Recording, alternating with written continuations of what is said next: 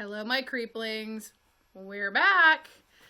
And yes, y'all are going to be tired of this, but we have yet another Sam Raimi movie. This time it's 1990's Darkman. I had seen this in bits and pieces in the past. Let's see, it was released in 1990, so I was 10 when it came out. Probably sometime in my early teens, I had seen this in bits and pieces because USA used to love to run it. Especially late nights, I think, for some reason. My first introduction to Liam Neeson, who plays our main character. This is not a horror movie per se. There are some horrific elements. And it is very much a love letter to the old Universal monster movies, which is why I've decided to put it here, other than the fact that it's a Sam Raimi movie, and we all know how much I love the Raimi boys. This is more of a comic book movie without an actual comic book character that has had his own book. This eventually was turned into a comic book, but I digress. So, this is the precursor to Sam getting his hands on the Spider-Man and did his Spider-Man trilogy. This is the precursor to Xena. This is the precursor to some of the other big stuff he's done. Doctor Strange, Multiverse of Madness. This was like his first big studio film. Universal backed this, which in turn created a nice little relationship with them, if I remember correctly, because they've released a lot of his stuff. I'm just gonna say it. I am a Raimi fangirl. I've loved Sam's movies and any of the television shows that he's pretty much had, him and Renaissance Pictures have had their hands into that I have gotten hold of since Evil Dead, Army of Darkness. I didn't start putting two and two together until my 20s-ish. But the guy's got a very distinctive, weird style, and I keep going back and revisiting older stuff. And I think because he still works with a group of, he's got his group of people that he keeps constantly working with. Some of them date back to working with him since high school. So I think that's kind of what makes this so unique and makes it work so well. So getting into the story and the cast list and all the fun stuff here. We have a modern day big city. I don't believe it says anything. It feels a lot like LA, maybe a little bit like Chicago. Definitely a big city. We open up with, I'm assuming it's a chop shop, or it's definitely some kind of crime boss, basically showdown between this one guy. Let's see if it says who he is. Yes, I have the notes. I can't remember the guy's name. And his crew are basically taken over and slaughtered by, I'm going to say his name. I always want to call him Roger, but it's Robert Durant, played by Larry Drake. Okay, we talked about Larry Drake back with Dr. Giggles. I love this man as a character actor. He's amazing. He definitely reminds me of some of the old school. And again, this is why he was cast. Sam's got a very healthy appreciation for old cinema. A lot of people like to point out the Three Stooges references, but this one is full of references to things like the Phantom of the Opera and the Shadow and the Phantom. I was watching this film and it really reminded me of those old action serials that would show, they were the precursors to television. God, you guys are going to get a cinema history in this one. Each week at the cinema, you would get a little 10 to 15, maybe 20 minutes, depending on the company that put them out. Universal was really good about this. RKO was really good about this. Republic Pictures was really good about this. Some of them were Batman. Some of them were Superman. Some of them were original things. You can find a lot of that stuff here on YouTube if you're interested. But these were the precursors to television. They were called serials. And you'd get, a television length or shorter little story that all linked up into one big story. Either the length of a television series now, or at the very least, a major motion picture now. This had that feel. This felt like those old Universal monster movies. And I was living for every minute of it. So we have Larry Drake is our gangster, our mob boss, our, he's our bad guy. Played by, I think, so many names in this. Larry Drake. I cannot just gush enough about this whole cast. We have our protagonist, Dr. Peyton Westlake, played by Liam Neeson. Oh, this is one of my first Liam Neeson roles. I'm just gonna say it. 1, the man could ring me the phone book with that accent. And 2, he plays a very sympathetic character here. He's a doctor that's working on creating a synthetic skin. And he is dating,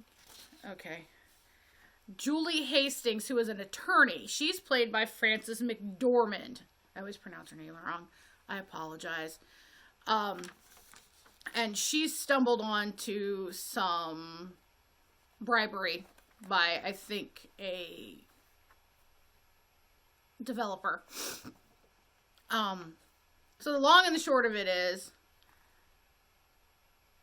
the developer, Julie goes to confront the developer. The developer says, yeah, I did it, but who else you've really got to worry about is Durant. Durant is my direct competition in developing this riverfront and turning us into the city of tomorrow. Well, while she's having that meeting with, what's the guy's name? Louis Strack Jr. is the character's name. I can't find the... Colin Fraze. I don't know much about him. While she's having this meeting with him, Durant shows up at Westlake's lab, which is also his apartment, if I was looking at this correctly. And they're looking for this memo that had proof of the bribery.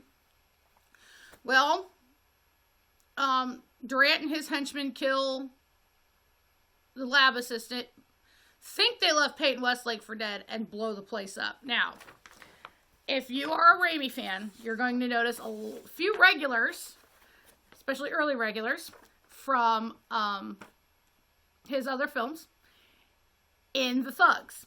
Some notable names.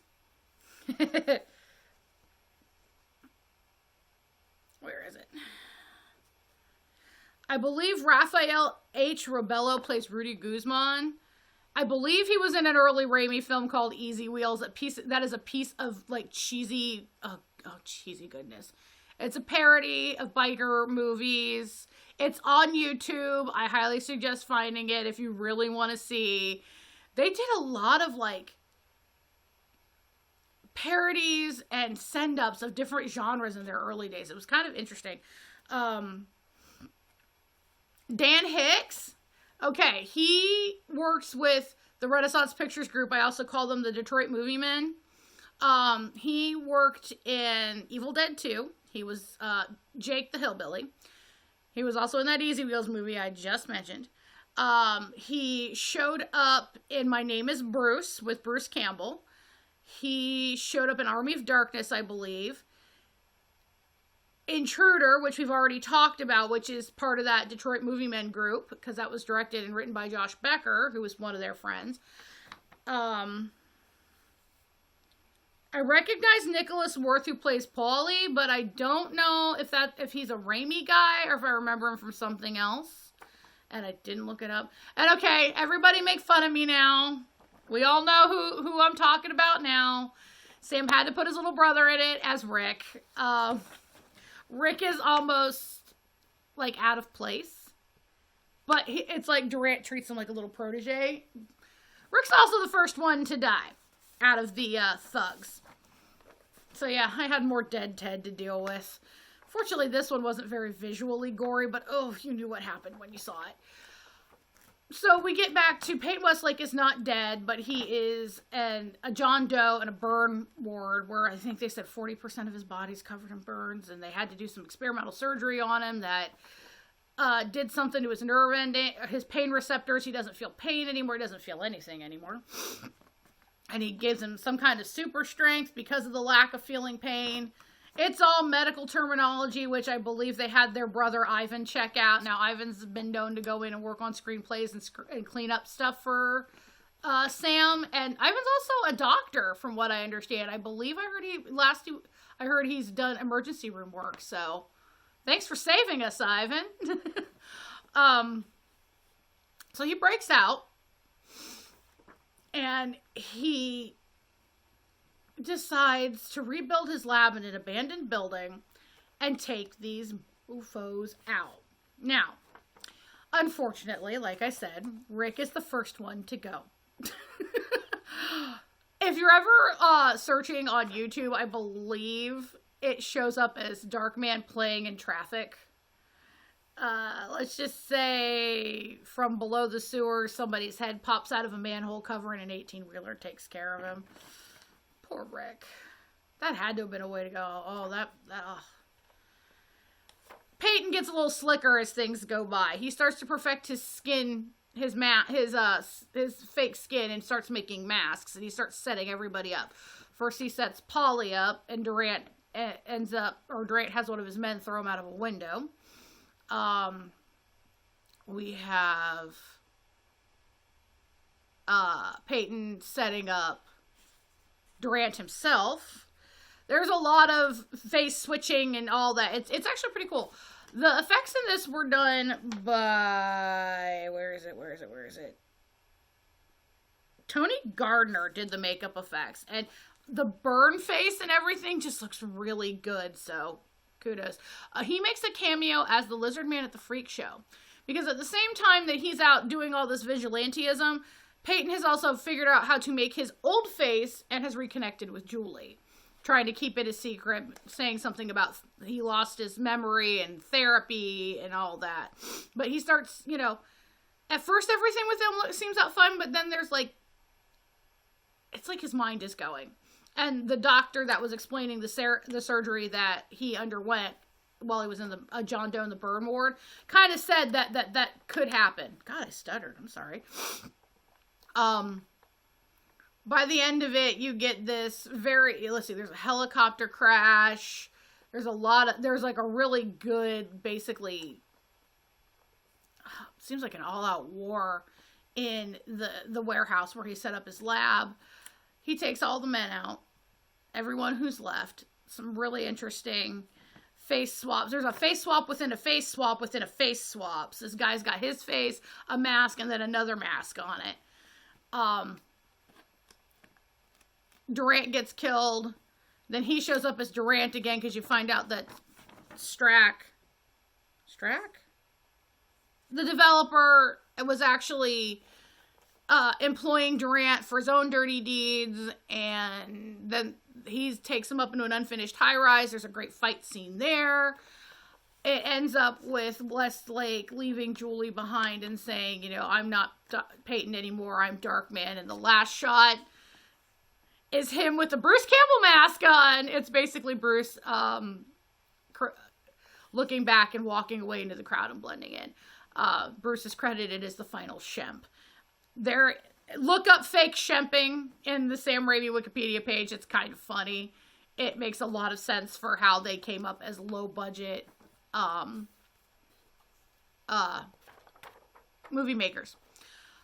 All in all, I'm gonna give this one a great director, great cast, great story. I mean, Liam Neeson alone is worth his weight in gold, even at that earlier point in his career. The visuals were good. On the copy I got it, now with HD TVs and everything, they tend to look a little dated, but at the time, oh my god, they were blowing people away. Liam Neeson being able to act through all that makeup was just kudos to you, dude. Kudos. The music was done by Danny Elfman, who had just gotten off of the praise of Batman. So this is where he's really proved he understands the superhero genre.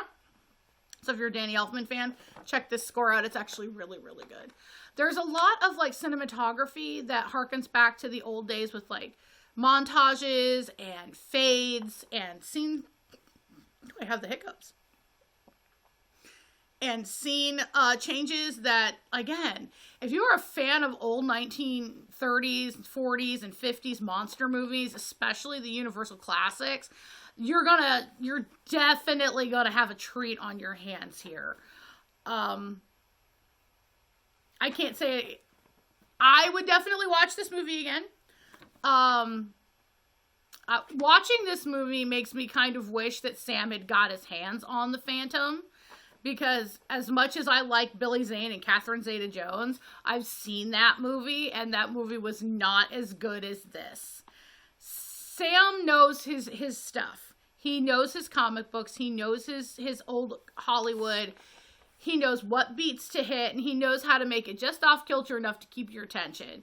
So if you are a Sam Raimi fan from the newer stuff and you haven't watched the older stuff, watch this. If you are a Liam Neeson fan, watch this.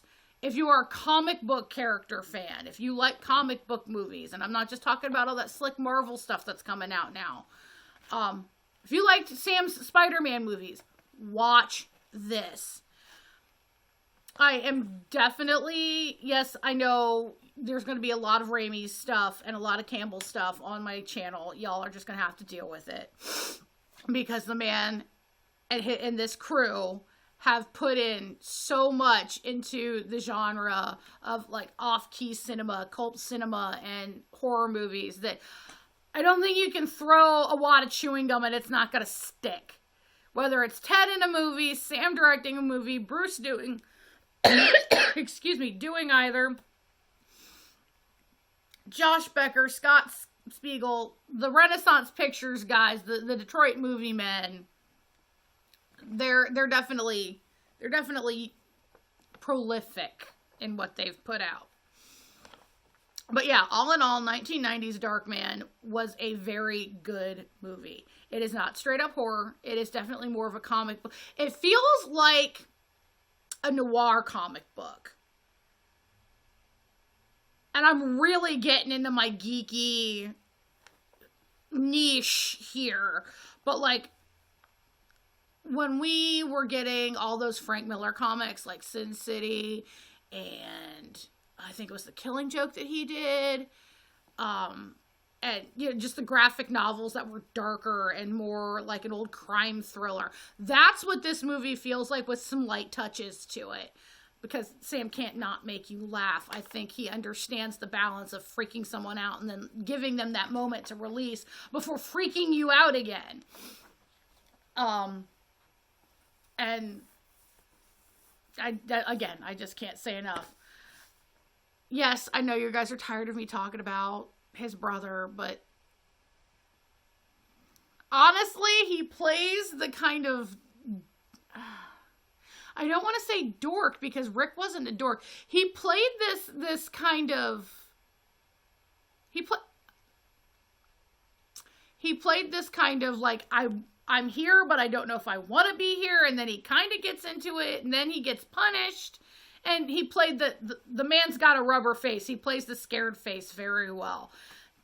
He's got a good scream too. So, and the guy who played Paulie, like perfect gangster stuff. So yeah, I'm going to stop rambling now. I have a new, movie in my rotation. I love this. So, yeah, this is kind of fun going back and revisiting things I'd only seen in bits and pieces. You're going to notice that with some of the things coming up. I was either familiar with them from either people talking about them, or I'm like, oh yeah, I think I watched that like way back in the day during my high school insomnia years, when basic cable showed all kinds of stuff. Or a friend was watching it when I went to go see them or something. So yeah, this is like my revisit period, and I am loving every second of it. I'm hoping that I can get some newer stuff. I know I've been kind of hanging around in the year 1990 lately. Maybe it's my midlife crisis. Who knows? But I might be able to get a hold of some newer stuff. So again, sorry, I have an itch on my leg. So again, if you have suggestions, they're right, you write them right down there. I'm going to try and lay off the Raimi stuff for a while. I can't promise nothing. But yeah, 1990s Sam Raimi film, Darkman. Go watch it. You'll have a great time. Get the popcorn going. Get yourself a big old bucket of soda, and sit around with some friends and just have a good laugh. Because this is an entertaining movie. This is a popcorn movie, and I love movies like that. So, on that note, I'm going to say a good night, my creeplings, and I'll see you next time. Bye.